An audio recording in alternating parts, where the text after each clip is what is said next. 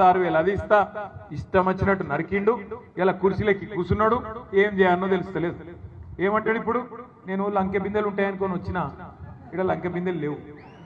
నువ్వు గట్టిగా అడిగినావు అనుకో, ఏమైరాబాయ్ చెప్తీవి కదా, నవంబర్లో రైతు బంధు 10,000, డిసెంబర్లో 15,000, ఏం సంగతి తమ్మి అంటే నీ లాగుల తొండలు ఇస్తా అంట.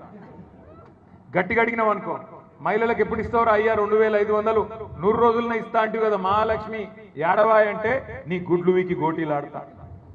ఇదే ఆయనకు తెలిసిన భాష. గుడ్లు వీకుడు, గోటీలాడు, లాగుల తొండలిడుసుడు, నిన్నగాక మొన్న 3 నెలల పిల్లలు గంటరానుడు. ఈ ఒక ముఖ్యమంత్రి మాట్లాడే మాటలా? గింత లేకి ముఖ్యమంత్రి, గింత చెండాలపు ముఖ్యమంత్రి నాకు తెలిసి భారతదేశంలో ఎవడు లేడు. గింత పెద్ద ఎత్తున దోసుకుంటున్న ముఖ్యమంత్రి కూడా భారతదేశంలో ఎవడు లేడు. అందుకే దయచేసి మిమ్మల్ని కోరేది నేను, రేపు మళ్ళా వస్తాయి జిల్లా పరిషత్ ఎలక్షన్లు వస్తాయి, అట్లాగే సహకార ఎన్నికలు వస్తాయి, సింగరేణి ఎన్నికలు వస్తాయి. ఆగం కాకుర్రి మళ్ళొక్కసారి.